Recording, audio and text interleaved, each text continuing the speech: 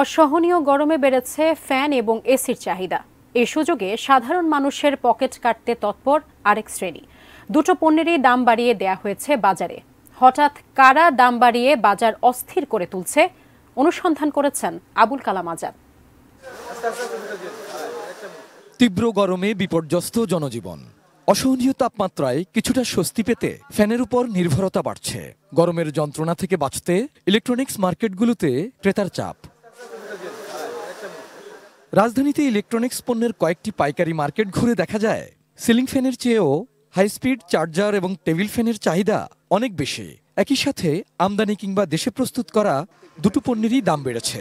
200 টাকার নিম্নে বৃদ্ধি, 200-250 টাকা সিলিং ফ্যানে। আবার আপনার চার্জার ফ্যানে কোনো ফ্যানে 500 টাকা 600 টাকা বৃদ্ধি হয়েছে। কাঁচামালের জন্য আমাদের প্রোডাকশন কমে গেছে, আমরা ক্রেতাদের চাহিদা মতো মাল দিতে পারতেছি না। কেউ বা আবার পছন্দের ব্র্যান্ডের ফ্যান কেনার জন্য এক মার্কেট থেকে আরেক মার্কেটে ঘুরছেন। নগদ টাকা পকেটে থাকলেও সহজে তা পাচ্ছেন না অনেকে। অথচ বিদেশি ব্র্যান্ডের ফ্যানগুলো কয়েক মাস আগেই আমদানি করা। তাহলে দাম বাড়ানোর জন্য কি বাজারে কৃত্রিম সংকট তৈরির পায়তারা চলছে? যেই ভ্যান নিচ্ছি 620 টাকা, এগুলো 700 টাকা পাওয়া যায় না।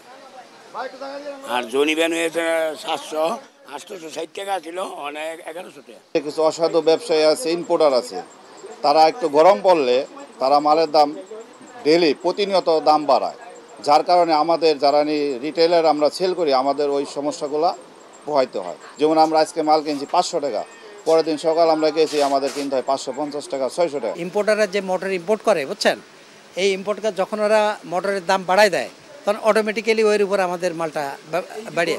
যাদের সামর্থ্য আছে তারা আবার ঝুঁকছেন এসির দিকে। স্টেডিয়াম মার্কেটের এসির দোকানগুলোতে ক্রেতাদের ভিড় লেগেই আছে। গরমে বেড়েছে এসির দামও।